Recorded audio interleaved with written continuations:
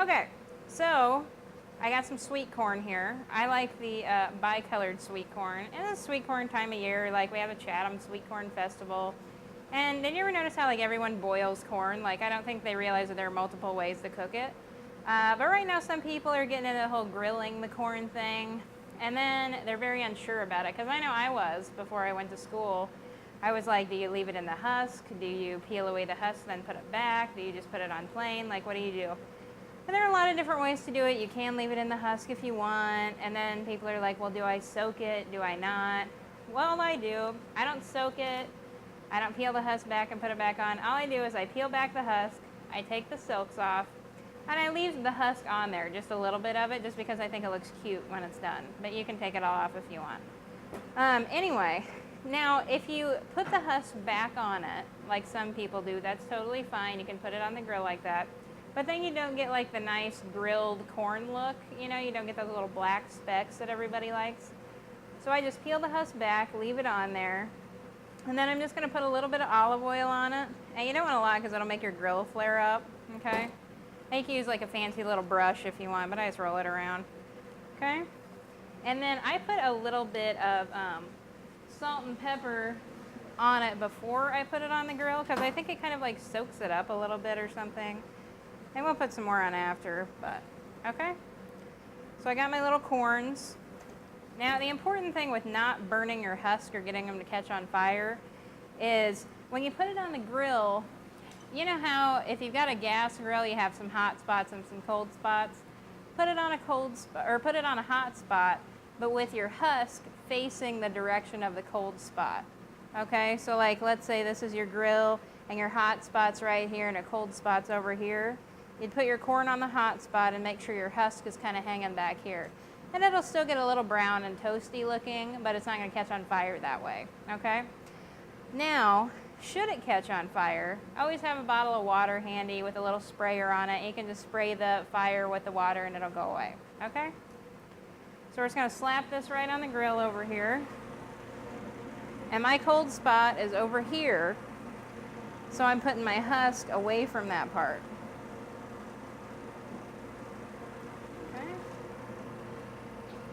Kind of put it in an angle so that way it tends not to roll as much.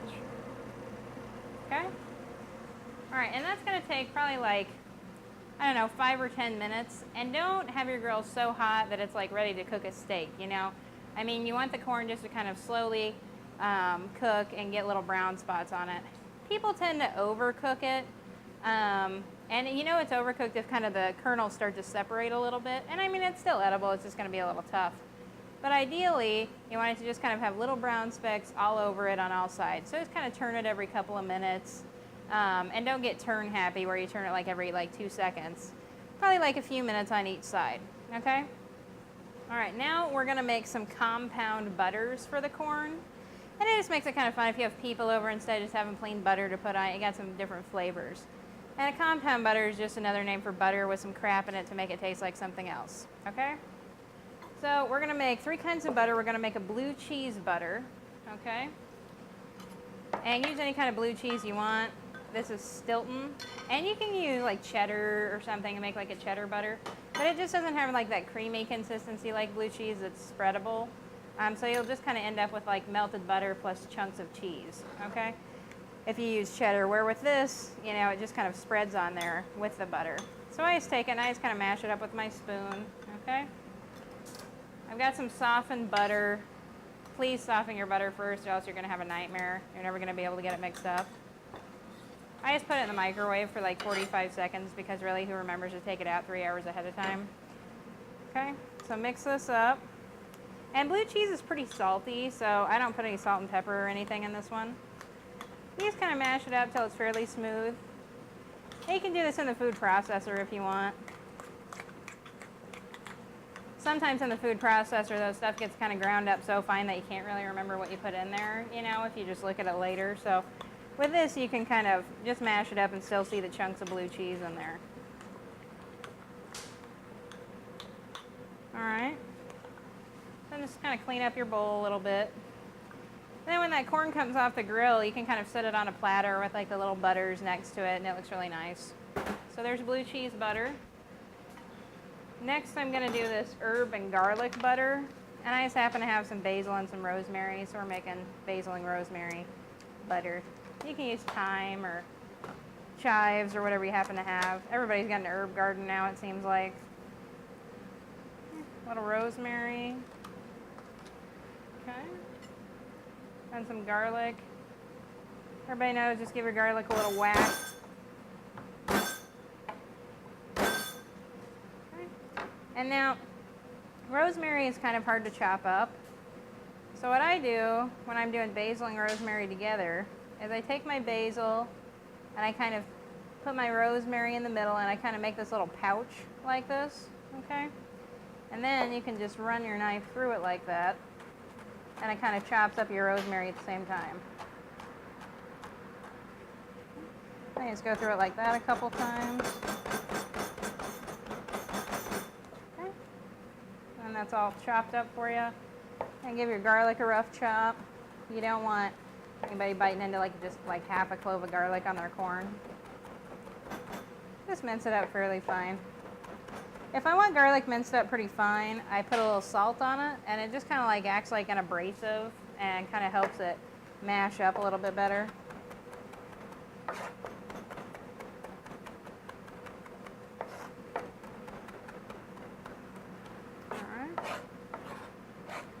I'll put our herbs and our garlic in this bowl. Now this one I am going to salt a little bit just because the herbs don't really, add a lot of the salty flavor like the cheese. Okay.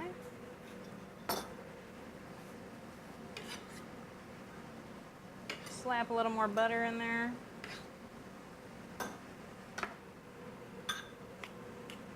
And stir it up. And if you have any leftover of these flavored butters, what's really good to do with it is if you are roasting a chicken or any kind of poultry, you can take this extra butter and kind of rub it on the skin of it before you put it in the oven, and then you have herb and garlic flavored chicken, and it'll have a really crispy skin on it. So it's not like you just throw them away when you're done. Next one, I'm gonna do a red pepper butter, and these are just canned red peppers from the store. If you want something a little spicier, you could do jalapenos and chili powder or something. There's an endless combination of these butters that you can do. I'm just going to chop these up pretty fine, same deal. One thing that's good too is you can do a chili ranch butter. And you can put jalapenos, chili powder, and one of those Hidden Valley ranch dressing mix packets, and they're bomb.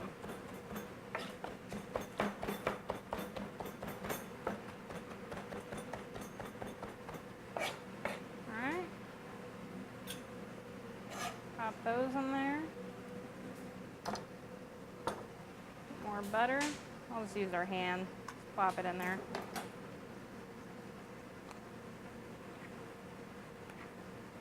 A little salt.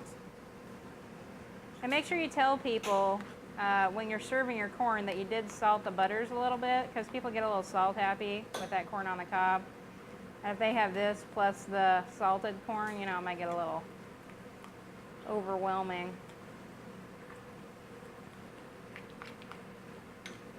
And roasted peppers have quite a bit of liquid in them, so sometimes it's a little bit harder to get those mixed in, but just keep working with it and they'll get incorporated. Okay. Clean this up a little bit. All right, now let's go check on our corn over here. See those nice little black spots? That's what you want, both sides.